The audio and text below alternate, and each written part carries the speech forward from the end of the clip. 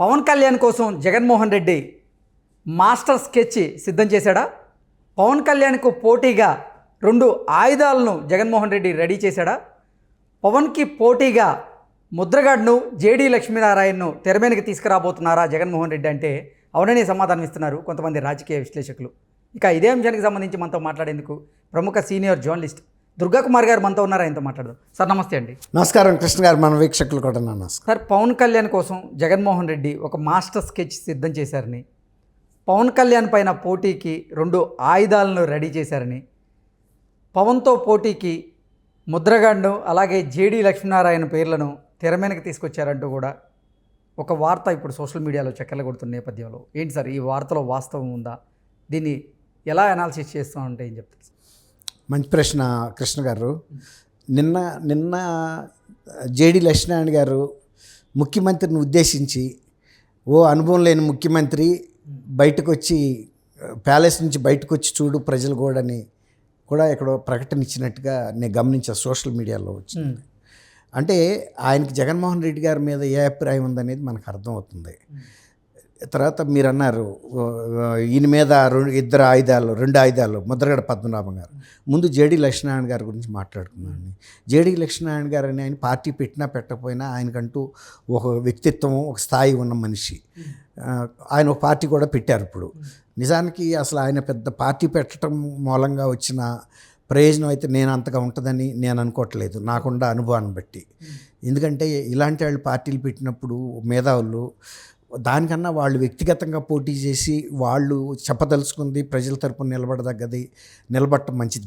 ఇప్పుడున్న రాజకీయ పరిస్థితుల్లో రాజకీయం అనేది కేవలం డబ్బుతోనే నడుస్తుందన్న విషయం జేడీ లక్ష్మీనారాయణ గారికి తెలియదని మనం అనుకోం. ఇవాళ లక్షల కోట్లు, వేల కోట్లకు సంబంధించిన కేసుల్ని ఆయన దర్యాప్తు చేసిన మనిషి ఆయన. ఆ డబ్బులంతా ఎక్కడికి వస్తాయో, ఆ డబ్బులు ఇవాళ ఎంత పెరిగినాయో, ఇవాళ రేపు రాజకీయంగా ఇంకా 5 ఏళ్లలో వైఎస్ఆర్సీపీ ఇంకెంత బలపడి ఉంటుందో, రేపు ఎన్నికల్లో ఏ విధమైన స్థాయి ఆర్థికంగా వ్యవహారాలు జరుగుతాయో జేడీ గారు అంచనా వేయలేరని కూడా నేను అనుకోను. కాబట్టి జేడీ లక్ష్మీనారాయణ గారు మోస్ట్లీ ఆయన వైజాగ్ నుంచి లోక్సభకు మాత్రం కంటెస్ట్ చేస్తారండి. పవన్ కళ్యాణ్ గారు ఖచ్చితంగా లోక్సభకి కంటెస్ట్ చేయడు. జేడీ లక్ష్మీనారాయణ గారిని అసెంబ్లీకి ఎవరన్నా ప్రోద్బలం చేసినా ఆయన అయితే అసెంబ్లీకి వస్తారని అయితే నేను అనుకోను.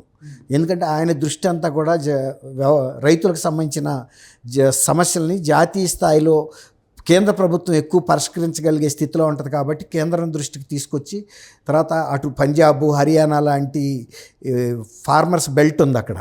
అలాంటి బెల్ట్లతో కలిపి ఆంధ్రప్రదేశ్తో కూడా కొంత రైతులకు మేలు చేయటానికి తను ప్రయత్నించే ఉద్దేశం మీద ఉన్నట్టు నాకు కనపడుతుంది, నాకున్న అవగాహన బట్టి.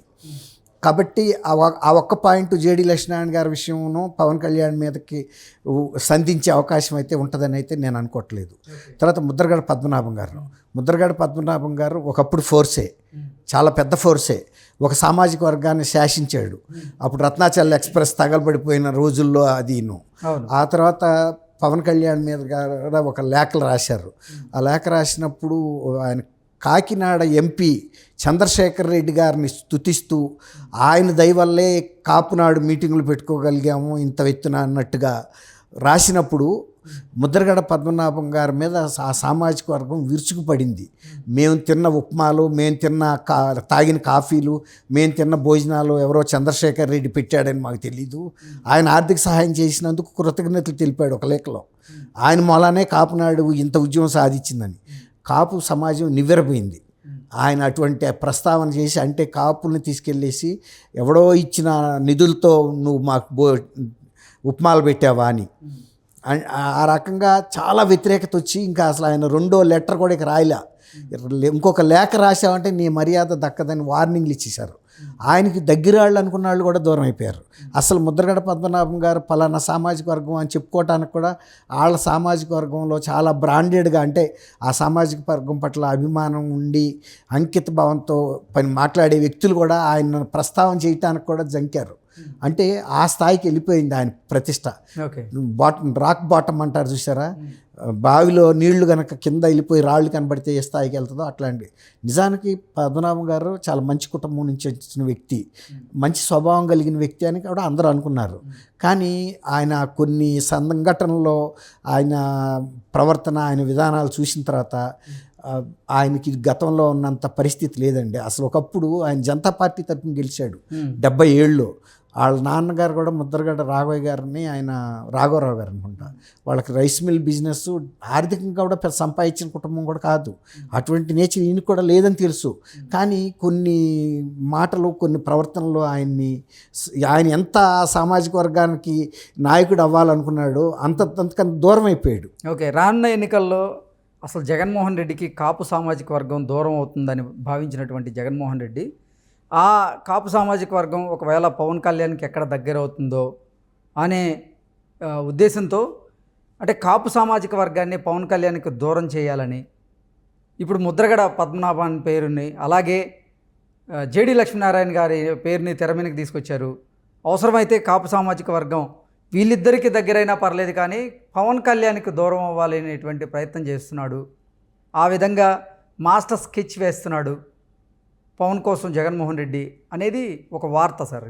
దాన్ని ఎలా చూడాలి? కాపు సామాజిక వర్గం అనేది వాళ్ళు రాజకీయంగా కూడా ఇవాళ కాదండి, చాలా స్వతంత్రం వచ్చినప్పటి నుంచి కూడా చాలా అగ్రస్థానంలో ఉన్న వ్యక్తులు వాళ్ళు. కళా వెంకట్రావు గారిని, వీళ్ళంతా కూడా రాజకీయ స్వతంత్ర పోరాటంలో కూడా పాల్గొన్న సామాజిక వర్గం అది. ఆ తర్వాత కూడా మంచి మంచి ఉన్నత స్థానాల్లో ఉన్నవాళ్ళు ఉన్నారు. రెండోది ఏంటంటే, ఇప్పుడు జగన్మోహన్ రెడ్డి గారి పరిపాలన వాళ్ళు స్వయంగా రుచి చూశారు.